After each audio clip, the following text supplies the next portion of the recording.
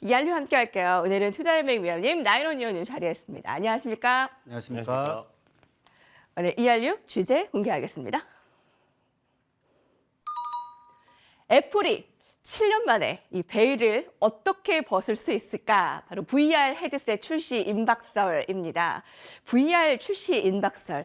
애플이 내놓으면 화제가 될 수밖에 없는데 특히 이 VR은 이번에 CES 2023에서도 관심이 컸고 로봇과 좀 쌍두마차로 관심이 있는 영역이기도 한데 투자연맹 위원님 네. 어떤가요? 뭐 로봇과 VR 또 뭐 메타버스 다 합쳐서 이게 뭐 다 동떨어져서 생각할 게 아닌 거죠? 그렇죠. 이번에 삼성이 제일 먼저 화두로 꺼낸 게 로봇이 아니고 바로 초연결이었거든요. 그러니까 지금 뭐 가전, 자동차, 그리고 네. 메타버스 확장을 해가지고 VR, XR 기기까지 이거를 모든 전자기기, 그러니까 배터리가 쓰이는 모든 전자기기는 연결을 해서 하나로 컨트롤할 수 있게 만들겠다. 그게 이번 삼성의 컨셉이었는데요. 자, 사실 뭐 XR, VR 관련해서는 이번 CES가 시작되기 전까지는 굉장한 뭐 기대감하고 그리고 뭐 올라갈 수 있다. 뭐 실적에 대한 기대감도 굉장히 많았는데 사실은 이번에 약간 뭐 실망이 좀 되지 않았나 생각이 됩니다. 그 이유는 원래 그 애플이 작년에 XR하고 VR 기기를 내놓겠다라고 어느 정도 얘기를 했었는데 그게 계속 미뤄지고 계속 딜레이 되면서 이번 CES에서는 그래도 애플이 시제품을 내놓지 않을까라고 기대를 하면서 이번 CES 직전에 관련주들이 수급을 타고 올라오는 그런 현상이 보였었는데 막상 CES가 개설되고 나서 이 애플에서 XR, VR기가 나오지 않으면서 오히려 실망 매물이 좀 나왔고 관련주들이 좀 하락이 나왔다 이렇게 판단이 되는데 자 특히 지금 현재 이 XR, VR 요 시장이 2020년에 비해서 2021년 그러니까 딱 2년 전 우리 팬데믹 시작될 때 있죠. 그때 뭐 사람들이 나갈 수가 없다 보니까 XR, VR 기기가 약 실적이 매출이 한 2배 정도 튀었었거든요. 그런데 막상 이제 팬데믹이 끝나고 엔데믹이 시작되다 보니까 XR, VR 기기의 매출이 작년 대비해서 올해 매출이 그러니까 2021년 대비해서 2022년 매출이 약 13% 정도 떨어지면서 네. 이제 XR, VR이 이게 대세가 아닌가? 거기다가 애플까지도 시제품 출시 시기를 밀어버리다 보니까 기대감이 많이 죽었고 여기다가 이 메타 그동안 XR, VR 쪽에서 지속적으로 주도권을 잡고 있었던 메타 쪽에서도 이 XR, VR 기기 관련해서 원래 판매 가격이 한 60만 원대였거든요. 우리나라 금액으로 한 400달러 언저리였는데 요거를 새로운 버전 나오면서 1,500달러 그러니까 거의 한 200만 원 가까이 올리다 보니까 안 그래도 지금 뭐 금리가 많이 올라가면서 금리 인상 때문에 경기 침체가 온다 그러니까 휴대폰도 안 사는데 XR, VR 기기를 사야 돼? 그러니까요. 그렇죠. 이런 생각이 들다 보니까 매출이 계속 떨어졌고 그러다 보니까 관련주들이 실적 떨어지는 게 눈에 보였고 거기다가 그나마 확장 애플이 하면은 그래도 좀 다를 것이다라는 기대를 품었던 애플까지도 요 출시 시기를 밀어버리니까 요 관련주들이 실망감이 나오면서 수급이 좀 빠지지 않나 이렇게 좀 생각이 되고요. 다만 애플이 올해 그 6월 이후에 하반기에 이번 CES에서 시제품 발표를 하고 6월 이후에 하반기에 양산을 해서 팔겠다라는 그런 이슈가 있었는데 그게 이번 CES 없어졌었는데 저 그래서 하반기에 오히려 6월 이후에 한 8월 혹은 9월 달쯤에 시제품이 나오지 않을까 이렇게 생각이 됐는데 그나마 다행히 6월, 3월에서 6월 사이에 이 올해 봄에서 6월 사이에는 시제품이 나올 수 있다라고 얘기를 하면서 다시 이 XR, VR 더불어 네네. 메타버스 시장에 불을 좀 지피고 있지 않나 이렇게 생각이 돼서 이번에 한 번 실망을 했다가 다시 기대감이 올라오고 있는 상황이기 네. 때문에 오히려 뭐 주가 측면에서는 이미 주가도 어느 정도 조정이 나와서 접근을 해도 되지 않을까 이렇게 좀 판단이 되고요. 네네.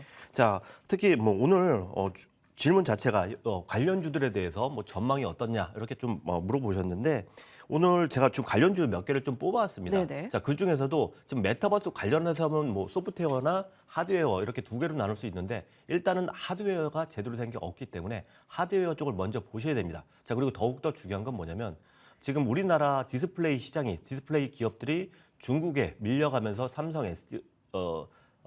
디스플레이나 LG 디스플레이 이 기업들도 중국에 이러다가 시장을 또 뺏기는 거 아니냐, OLED 시장도 또 뺏기는 게 아니냐, 뭐 이런 얘기가 계속 나오고 있는데 그거의 새로운 돌파구가 이쪽 XR, VR 기계 쪽에서 나오지 않을까 이렇게 판단이 됩니다. 자, 그 이유는 지금 OLED 쪽은 지금 중국이 좀 따라오기 시작했는데 여기에서 한 단계 레벨업 된 게 바로 마이크로 OLED거든요. 이거는 기존 OLED에 비해서도 한 30배 가량 기술적으로 그 레벨이 높기 때문에 이걸 따라오려 그러면 중국에서 뭐 거의 가랭이가 찢어진다 그런 말이 있을 정도로 이런 메타버스 시장이 다시 커지면 네네. 그동안 약세가 나왔던 디스플레이 시장도 다시 호조가 될 수 있기 때문에 이거와 관련해서 여러분들이 좀 봐두셔야 될 종목이 몇 개 있으니까 예. 제가 오늘 그 종목 한 3개 정도만 말씀을 좀 드리겠습니다. 자, 첫 번째 종목이 코세스라는 종목이고요. 이전에는 아마 고려 반도체라고 아마 여러분들 예전에 들어보셨을 겁니다. 자, 그 종목이 코세스라고 이름을 바뀌었고, 자, 이 기업은 마이크로 LED 장비 중에 리페어 장비라고 있습니다. 자, 마이크로 LED를 만들기 위해서 이 디스플레이를 만들기 위해서는 반드시 필요한 장비고요. 그거 생산하는 기업이 바로 코세스라는 기업이고요. 자, 오늘 애플에서 VR XR 기기가 6월 이후가 아니고 3월 달에도 나올 수 있다라는 얘기가 나오면서 오늘 시장이 약했잖아요. 그런데도 오늘 반등이 나오면서 기대감을 살려주고 수급이 올라오면서 거래량이 좀 튀는 그런 현상이 나왔기 때문에 이 종목 다시 한번 기대를 한번 해봐도 되지 않을까 이렇게 생각이 되고, 자, 그리고 두 번째 종목은 역시 OLED, MOLED, 마이크로 OLED 만들 때 쓰이는 증착 장비를 만드는 선익 시스템이라는 기업인데요. 자, 이 종목은 증착 장비 분야에서는 거의 독보적인 글로벌 1위 기업이기 때문에 당연히 이 기업도 수혜가 되지 않을까 이렇게 판단이 되는데, 이 종목 주가 보시면은 이번에 CES 관련해서 한번 주가가 올라왔다가 네. 이번에 애플의 VR기가 나오지 않으면서 실망 매물이 좀 나왔습니다. 하지만 밑에서 바닥을 견조하게 잡고 있으면서 오늘 애플 이슈가 나오면서 다시 한번 바닥을 확인시켜줬다. 오히려 매수하기 좋은 시점이 아닌가 이렇게 판단이 돼서 이 종목 같은 경우에 역시 선익 시스템 다시 한번 기대감을 가져도 좋다. 그리고 실적이 올라갈 수 있는 모멘텀이 나왔기 때문에 괜찮다라고 말씀드리겠고, 마지막으로 신화인터텍 말씀을 드리는데, 예. 이 종목은 뭐 메타버스 관련해서 스마트 글라스 관련 필름을 만드는 기업인데요. 이미 납품 실적도 어느 정도 올라와 있고, 그리고 이번 뭐 메타버스 관련해서도 기대감보다는 약간의 실망 매물이 좀 나오면서 주가도 많이 저렴해졌기 때문에 오늘 21선 돌파 시도가 나왔었습니다. 자, 다만 이제 좀 거래량이 부족해서 좀 밀리긴 했는데 다시 한번 21선 돌파 시도가 나올 수 있기 때문에 여러분들 이 종목도 추가적으로 보셔도 되지 않을까 이렇게 판단이 됩니다. 그렇군요. 예, CES 2023에서 먼저 선보인 가상현실 그리고 로봇, 메타버스 등등이 더 확대가 되면서 관심이 증폭되고 있습니다. 로봇이 좀 먼저 움직였다면 오늘 휴림 로봇이 어제 상한가에 이어서 또 상승을 나타냈잖아요. 또 레인보우 로보틱스는 오늘 뭐 주춤했습니다만 벌써 3만 원대 주가가 5만 원대까지 올라갔고, 중소형 로봇주들은 이미 지금 바통을 서로 이어받으면서 강세를 이어가고 있습니다. VR로 더 확대가 될 수 있을까? 관련주는 어떤 것들이 있을까라는 걸 빼놓을 수가 없겠습니다. 나연원 의원님, 네. 이 VR 시장의 확대로 네. 그럼 메타버스 관련주를 봐야 되나요? 아니면 OLED, LED주를 봐야 되나요? 아니면 로봇주를 봐야 되나요? 와, 너무 많이 봐야 되는 거 아닌가요? 자, 일단은 우리가 앞서 이제 어드바이저님께서 정말 상세히 자세히 또 중요한 내용들을 잘 짚어주셨기 때문에 저는 사실 이제 그것 외에 이제 몇몇 가지 사항들에 대해서 좀 말씀을 드리도록 하겠습니다. 일단은 지금 이제 뭐 7년이라는 시간이 계속 이야기가 나왔는데 7년 동안 사실 순수하게 개발을 했다라고 전해지지는 않습니다. 그러니까 7년이라는 시간 동안 사실상 프로젝트를 진행하다 뭐 AR, VR, MR 여러 가지 개념이 나왔죠. 또 그 중간 과정에 있어서 메타버스에 대한 또 이야기도 나오게 되면서 실제 프로젝트를 엎었다가 다시 재시작하고 이런 시간까지 포함을 해서 대략적으로 7년이라는 시간이 들어갔다라고 좀 보시면 될 것이고요. 사실상 지금 현재 시점에서는 상당히 회의적인 이야기도 많이 나오고 있습니다. 왜? 일단은 전신의 페이스북에서 사명을 메타로 이제 변경을 하면서 앞으로 메타버스 비즈니스에 있어서 열을 올리겠다라고 일단 마크 주커버그가 계속적인 어떤 발표를 했었지만 그 이후 주가는 고점 대비 80% 이상의 하락세를 보여주고 있습니다. 실질적으로 페이스북 또는 메타에서 출시한 오큘러스라는 VR 장비가 사실상 지구상의 유일한 그리고 가장 대중화된 그런 어떤 VR 장비라고 할 수가 있겠는데, 자, 실질적으로 이제 그런 장비를 가지고 무엇을 할 수 있는가? 뭐 네. 간단한 게임 정도, 그리고 더 나가서 간단한 뭐 무비 정도 볼 수 있는 그런 어떤 수준, 그 이상으로 특별히 활용처를 찾지를 못하고 있습니다. 그런 부분은 조금 아쉽고요. 하지만 애플 같은 경우에는 항상 기존에 있던 기술을 현 시대에 정말 적극적으로 활용할 수 있게 다시 사실상 뭐 리패키징을 한다라는 표현을 써도 될 정도로 상당히 좀 그런 부분들에 있어서 막강한 능력을 좀 보여주는 어떤 케이스인데 여러 가지 이야기가 있습니다. 일단 실질적으로는 일단 장비 내에 지금 현재 애플이 전 세계 정점을 찍게 된 게 뭐 아이패드라든지 맥북이라든지 여러 장비에 자사의 프로세서가 들어가는데 그걸 이제 보통 M1 그리고 그 다음에 이제 M2 칩셋으로 넘어옵니다. 근데 지금 현재 출시 예정으로 좀 알려지고 있는 이 VR 장비에 M2 프로세서 칩이 들어간다라고 합니다. 즉 들어간다는 것은 이렇게 생각하시면 됩니다. 내가 스마트폰을 사용을 하고 있지만은 이 스마트폰에 있는 프로세서로 내가 원하는 프로그램을 연산하는 것이 아니라 말 그대로 데이터만 이쪽으로 전송받아가지고 VR 장비에서 다른 어떤 연산 작업을 하게 된다. 즉 우리가 기존에는 VR 장비라고 한다면 어떤 3D 영상 또는 증강현실, 가상현실을 그냥 모니터링할 수 있는 그냥 디스플레이 기능 네. 정도였더라면 지금 애플에서 출시하는 것은 기존에 출시됐었던 헤드폰 또는 음향 장비 그리고 디스플레이 기술 이 모든 것들이 총망라되어서 이 장비만으로도 수많은 것들을 행할 수 있게 말 그대로 애플 생태계에 있어서 상당히 중요한 역할을 할지도 모른다라고는 하지만 네네. 일단은 한번 제가 앵커님께 질문을 드려보겠습니다. 네네. 자, 이러한 장비가 있습니다. 애플이라는 사과 마크가 달렸어요. 얼마일까요? 비싸겠죠. 비싸겠죠. 네, 그래서 아이폰도 얼마일까요? 비싼데. 그러게요. 감이 안 잡히는데요. 대략적으로 추정치가 3,000달러입니다. 오. 우리 돈으로 한 400만 원 정도가 됩니다. 예. 아까 투자협회 위원님께서 말씀하셨듯이 지금 네. 금리 인상으로 소비가 어려운데 이 비싼 거를 이렇게 사겠나요? 일단은 거기에 더 덧붙여가지고 일단 장비 자체가 일단 착용을 해야 될 뿐더러 배터리가 외부에 있을 것이라는 추측이 좀 나오고 있습니다. 그래서 저 개인적인 의견이지만 흥행에는 좀 실패하지 않을까. 왜냐하면 예. 애플도 시도했다 실패한 것들이 많습니다. 많은 분들이 아이폰을 사용하지만 실제 홈팟이라는 애플의 장비를 아시는 분들은 그렇게 많지는 않아요. 그리고 많은 분들이 아이폰을 사용하시고 맥북을 사용하시지만 실질적으로 뭐 애플 TV 서비스라든지 셋탑박스를 사용하시는 분들도 매우 드뭅니다. 그토록 실제 애플도 상당히 어떤 잦은 실패와 성공을 좀 번갈아가고 있는데 업계에서는 지금 현재 이 장비에 대해서는 그렇게 긍정적인 전망이 많지는 않다. 다만 애플에서는 이 장비를 가지고 그럼 무엇을 할 것인가? 일단은 페이스타임이라고 하는 어떤 화상 통화에 대해서 실질적으로 이 VR 장비를 착용해서 내가 현재 위치해 있거나 또는 상대방이 위치해 있는 그런 어떤 주변 환경을 실시간으로 아이폰으로 중계를 하면서 이 장비를 통해서 같이 공간 내에 존재하는 것처럼 뭐 표현을 할 수 있다. 그것 외에도 여러 가지 메타버스 게임이라든지 컨텐츠가 네네. 제공될 것으로 보여지고요. 일단 우리나라 이제 관련 종목은 이제 앞서 어드바이저님께서 잘 말씀해 주지만 여러 가지 종목군들이 있겠지만 그 안에서 뭐 대표적으로 이제 LG 디스플레이라든지 또 LG 이노텍 그리고 선익 시스템 네. 이 정도로 좀 추려볼 수 있겠습니다. 이것들이 일단 뭐 OLED도 OLED겠지만 지금 현재 2023 CES에서 가장 각광받는 디스플레이 기술은 마이크로 LED의 딱 한 가지입니다. 실질적으로 이 마이크로 LED를 통해서 기존보다 더 밝고 더 해상도가 높고 그리고 흑백 명암의 어떤 차이가 더 극단적으로 나타나는 그런 어떤 화질을 좀 네네. 보여주게 됨으로써 실질적으로 이제 앞으로 OLED를 넘어서 마이크로 LED, 특히 이제 마이크로 LED가 많이 사용될 수 있는 분야가 우리 눈앞에 직접적으로 갖다 대는 어떤 디스플레이 장비에 실제 많이 사용을 하게 됩니다. 예, 예. 기존의 OLED보다는 아무래도 이제 마이크로 LED 쪽으로 조금 더 기술 집약형의 어떤 제품들이 나올 것이고 실수요도 이런 어떤 장비 쪽에서 많이 발생할 수가 있기 때문에 앞서 말씀드린 대로 뭐 선익 시스템이라든지 LG 노텍, LG 디스플레이 이쪽으로 좀 체크업을 좀 해보실 필요가 있겠고요. 메타버스 같은 경우는 이제 여러 종목군들이 있습니다. 시장에는. 근데 실제 시장에서 메타버스 관련 종목이라고 하지만 이 회사들 대다수가 FX 즉 어떤 특수 효과라든지 특수 네. 영상 뭐 이런 쪽에 특화되어 있지 어떤 게임이라든지 어떤 컨텐츠 어떤 프로그램을 생산하거나 개발하거나 출시하거나 이런 회사는 단 하나의 회사도 존재치 않고 있다. 이제 그 점을 여러분들께서 미리 좀 아셨으면 좋겠고요.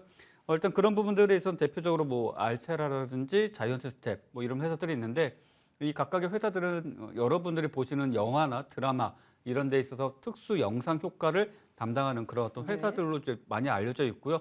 실질적으로 이제 어플리케이션을 개발하지는 않습니다. 그러니까 즉 영상은 만들지만 그 어떤 우리가 일반적으로 3D 어떤 게임이라든지 또 뭐 이런 어떤 부분들에 있어서 연관성이 좀 떨어지기 때문에 그냥 테마주로서 좀 보실 필요가 있겠고 네. 게임주로는 뭐 한빛소프트라든지 뭐 M게임 또는 YGM 게임즈 뭐 이런 회사들이 일단은 뭐 메타버스 또는 어떤 3D 뭐 이런 어떤 1인칭 게임 쪽에 있어서 좀 특화된 부분들이 있으니까 어느 정도 연관성을 좀 갖지 않겠는가라는 기대감을 갖고 관심을 좀 편입해 보실 필요가 있겠고요. 예. 마지막으로 일단은 이런 부분들에서 또 한 가지가 실제 챗 GPT라고 해가지고 인공지능 또는 AI, 인공지능 이런 어떤 부분들이 좀 연관될 수가 있는 게 일단 장비를 착용하고 난 뒤에 일단 실질적으로 그러니까 내가 사용자가 어떤 명령을 입력할 수 있는 부분들이 없습니다. 그렇기 때문에 이제 음성 인식 또 음성 인식과 함께 실제 그 자연어로 말한 내용을 해석을 해가지고 어떤 명령을 수행해줄 수 있게 해주는 이제 중간 매개체가 지금 현재 뭐 시리라고 하는 것들이 서비스가 있지만은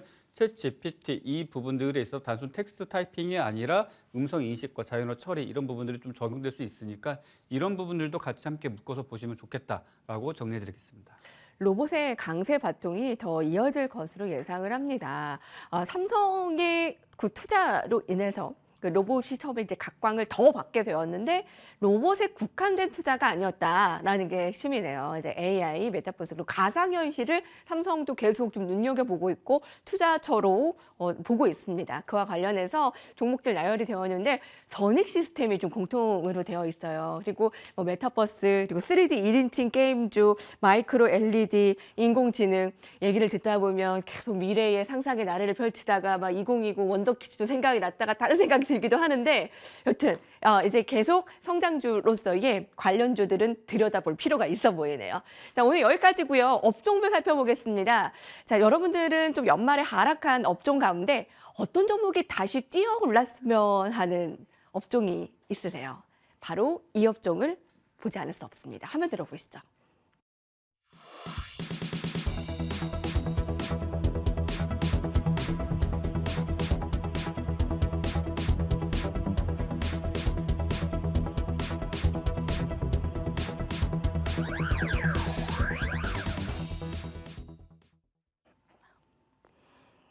네, 바로 2차 전지주입니다. 얼마나 각광을 받았습니까? 특히 수급이 탄탄했던 저 업종이었기도 한데 연말에 정말 실망감을 좀 두드러지게 나타냈던 업종 중에 하나입니다. 그만큼 하락세가 좀 깊었죠. 이제 좀 바닥을 찍었나? 궁금증이 있습니다. 투자의미 위원님 어떠세요? LG 에너지 솔루션이 1조라는 영업이익을 내면서 좋은 실적을 냈는데 그래도 불안하다라는 또 증권사의 보고서들도 있더라고요. 어떠십니까? 일단 LG 에너지 솔루션 자체로만 보면 뭐 지금 PER이 뭐 70배, 80배, 뭐 90배 왔다 갔다 하고 있잖아요. 그러니까 가격이 그렇게 싸진 않아요. 근데 미래 그 수익을 가져와서 쓰는 거라서 좀 전에 말씀하셨다시피 뭐 불안할 수도 있는데 그거는 별로 중요한 게 아닌 게 왜냐면 LG 에너지 솔루션은 뭐 단기에 한 뭐 3개월, 6개월, 뭐 1년 이렇게 성장하고 말 기업은 아닙니다. 실적이 지속적으로 올라갈 수밖에 없고 지금 현재 전기차 시장, 특히 이 배터리가 제일 많이 쓰이는 전기차 시장에 현재 전체 자동차 점유율로 따지면요 10%가 안 됩니다. 자, 1년에 약 자동차가 1억 대 정도가 새로 생산이 되는데 그중에 이미 아직 700만 대 이상도 아직 1년에 팔리지 않는다는 소리예요. 이게 매년 뭐 2배씩만 떨어진다 그래도 올해 작년에 7%였고 올해 또 14% 되면 작년에 배터리 쓰였던 거에 2배가 쓰이거든요. 네네. 그런데 지금도 배터리가 모자르다라는 얘기가 나오고 있고 하다못해 리튬 같은 경우에는 가격이 너무 올라가고 작년 같은 경우는 거의 10배가 뛰었습니다. 자, 그 정도로 지금 공급이 수요를 못 따라가고 있습니다. 아무리 지금 공급을 계속 늘리더라도 수요를 따라갈 수가 없고 그리고 법제가 이미 되어져 있기 때문에 실적에 대해서 LG 에너지 솔루션에 대해서 실적을 우려를 한다. 이거는 좀 잘못됐다. 오히려 수급 쪽에서 여러분들이 보시는 게 맞고요. 네네. 지금 사실 LG 2차 전지가 안 좋은 이유는 2차 전지의 대장은 누가 뭐라 그래도 한국에서는 LG 에너지 솔루션이거든요. 네. 그런데 LG 에너지 솔루션의 주가를 보면 2차 전지가 지금 새로운 성장 주도주가 맞나, 주도 섹터가 맞나라는 생각이 들 정도로 계속 하락 중입니다. 자, 그런데 이 기업이 지금 실적 때문에 그런가요? 아니면 성장성에 문제가 있어서 이렇게 하락을 하나요? 그리고 경쟁이 안 될 것 같아서 중국 기업들한테 경쟁이 밀릴 것 같아서 물론 최근에 BYD한테 2위 자리를 좀 내주긴 했지만 그건 뭐 일시적인 거다라고 생각하고 오히려 미국 시장에 현재 전기차 침투율이 굉장히 낮기 때문에 네. 미국 쪽에서 전기차 보급률이 점점 올라가면 2위 탈환은 뭐 문제도 아니다라고 판단이 됩니다. 근데 오히려 지금 현재 LG 에너지 솔루션이 하락한 이유는 실적 문제가 아니잖아요. 바로 수급 문제죠. 그래서 이 기업이 작년 1월 27일 날 상장을 하면서 우리 전체 코스피장이 작년에 진짜 여러분들 생각하시면 아찔할 겁니다. 네. 아작이 났습니다. 다른 종목들은 수급이 아예 없었어요. 누가 차익 실현을 하고 LG 에너지 솔루션을 살라고 네. 매도 물량을 내놓으면 아무도 그 종목을 사가려고 하지 않았습니다. 네. 이유는 나도 LG 에너지 솔루션에 들어가기 위해서 안 사는 거예요. 그러다 보니까 수급이 모자랐고요. 그게 딱 1년이 되면서 딱 1년 지나면 이 기업의 락업 물량이라고 있거든요. 그동안 팔지 못했던 대주주 물량이 풀리게 됩니다. 자, 요게 대주주 물량이 풀리고 그리고 자사주도 풀리게 되면 이 물량이 어느 정도 나올지 시장에서 안개 속입니다. 알 수가 없어요. 네. 그러니까 시중 뭐 하루 오늘 유통 물량이 한 60만 주 정도 됐는데 이거보다 더 많을 수도 있고 적을 수도 있습니다. 근데 그 공포감이라는 게 있죠. 그러니까 현재 어느 정도 나올지 알 수가 없으니까 공포감이 최대로 극대로 올라왔다라고 보시면 되겠고요. 다만 이게 이제 며칠 안 남았습니다. 오늘이 1월 10일이죠. 이제 1월 27일 되면 LG 에너지 솔루션이 상장한 지 딱 1년이 되는 예. 날이거든요. 그렇게 되면 이제 어느 정도 윤곽이 나올 겁니다. 첫날에 아마 매도 물량이 꽤 나오지 않을까. 특히 이 기업의 자사주들 받은 이 LG 에너지 솔루션의 직원들이 일부 물량을 팔게 되면 그 주에만 약간 좀 밀릴 수 있고 수급 때문에 밀릴 수 있고 오히려 유통 물량이 많아지면서 LG 에너지 솔루션이 상승을 할 수 있는 모멘텀이 나오지 않을까. 그러니까 악재가 좀 해소되면서 불확실성이 없어지면서 추가로 상승할 수 있지 않을까 이렇게 판단이 되고요. 네. 자, 대장주가 상승을 한다 그러면 이제 그에 따라가는 뭐 2등주, 3등주 다 같이 올라갈 수 있다 이렇게 판단이 되고 또 LG 에너지 솔루션하고 엮여 있는 뭐 소재주, 양극재주, 네. 그리고 음극재주, 그리고 전해질주 다 뭐 이런 종목들 다 따라서 올라갈 수 있기 때문에 2차 전지 관련주들은 이제 성장보다는 수급 쪽으로 보시면 될 것 같고 다만 2차 전지가 작년에는 기대감 때문에 올라갔잖아요. 막 3년 후, 4년 후 실적을 갖고 와서 주가가 올라갔단 말이죠. 이제 이 LG 에너지 솔루션이 수급 문제가 해결되고 나면 실질적으로 지금 배터리가 팔리면서 실적이 얼마나 올라오는지에 따라서 그 차이에 따라서 종목별로 2차 전지가 예전에는 다 올라갔다고 쳐도 지금은 이제 2차 랠리는 실적에 따라서 올라갈 가능성이 높기 때문에 반드시 여러분들 이제는 2차 전지를 들어간다 생각하시면 실적을 꼭 확인하면서 혹은 실적 전망치를 확인하면서 종목을 매수하는 게 옳은 판단이지 않을까 이렇게 생각이 됩니다. 예.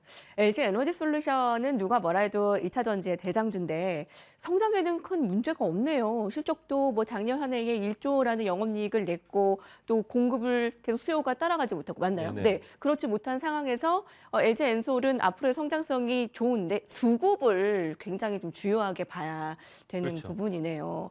그럼 대장인 LG 엔솔을 보세요? 아니면 양극재, 음극재 쪽을 보세요? 전해질 쪽을 보세요?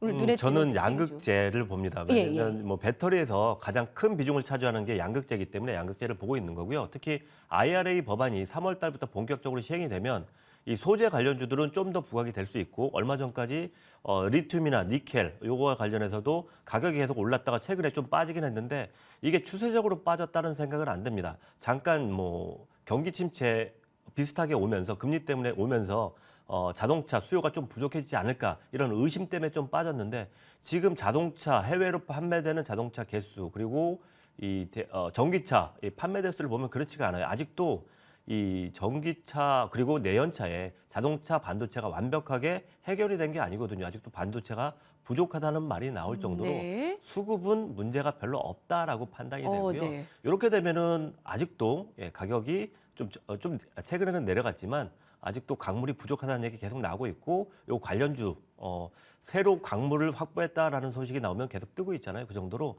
양극재 소재는 다시 한번 시장에서 부각이 될 수밖에 없기 네. 때문에 조정이 거치고 나면 저 같은 경우에는 양극재 관련주를 중점적으로 보겠고 뭐 그렇군요. 지금 가장 종목 좀 봐주실까요? 예. 유망한 종목이라고 한다 그러면 포스코 케미칼 요게 가장 좋은 종목이 아닌가 저는 생각이 듭니다. 왜냐하면 에코프로 어제 제가 뭐 한번 짚어드렸던 에코프로 BM이나 이쪽은 중국하고 많이 연관이 돼 있는데 포스코 케미칼 같은 경우에는 자체 광물 채광권이나 이런 걸 다량 확보를 했고 그리고 지금도 해외에서 뭐 호주나 이쪽에 대해서 지속적으로 채광권을 조광권과 채광권을 새로 확보를 하면서 그 캐파를 늘려가고 있고 더불어 포스코 그룹이라는 특징적인 그런 일관 체계까지 보유하고 있어서 실적, 그러니까 매출로 올라가면서 영업이익 그리고 순이익도 충분히 확보를 할 수 있는 기업이기 때문에 가장 유망한 기업이 아닌가 이렇게 생각이 돼서 포스코 케미칼 같은 경우에는 제가 차트를 보건데 가장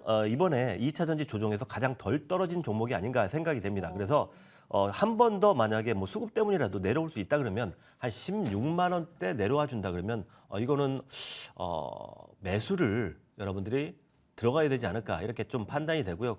거기서 매수를 한다 그러면 추가적인 수익은 충분히 볼 수 있다. 그리고 단기적으로도 뭐 당연히 장기적으로는 수익을 볼 수 있겠고 네. 중기 그리고 단기적으로도 충분히 이번 모멘텀 LG 에너지 솔루션 모멘텀 해결되고 3월 달에 IRA 법안 확정이 되고 난다 그러면 뭐 단기 슈팅도 충분히 가능하기 때문에 이 종목이 지금 뭐 현재 주가는 한 16만 원, 20만 원대 있지만 오히려 16,000원, 예. 2만 원대 종목같이 움직이지 않을까 이런 기대도 좀 품고 있다라고 말씀드리겠습니다. 양극재 관련 대표적으로 포스코 케미칼 의견 주셨고요. 작년에 2차 전지 전기차가 강세를 나타냈던 수혜 중에 하나가 테슬라를 등에 업고 좀 많이 오르지 않았습니까? 테슬라의 이런 역량과 발전 가능성이 굉장히 컸는데 뭐 테슬라가 이렇게 뭐 반토막 이상이 하락을 했으니까 테슬라 없이도 우리가 2차 전지 전기차가 올해 별개로 잘 갈 수 있을까? 또 궁금합니다. 근데 2차 랠리 때는 1차 랠리 때와는 좀 다를 수 있다라는 의견이세요. 숫자매 위원님은. 나인원 위원님 어떠세요? 테슬라 별개로 2차 전지주 갈 수 있을까요? 자, 일단 뭐 2차 전지에 대한 또 주제가 좀 정해지다 보니까 일단 오늘 제가 말씀드릴 종목은 이제 앞서 이야기 나왔던 LG 에너지 솔루션을 이제 말씀을 드리겠습니다. 근데 시장에서는 많은 분들은 사실 관심이 없으세요.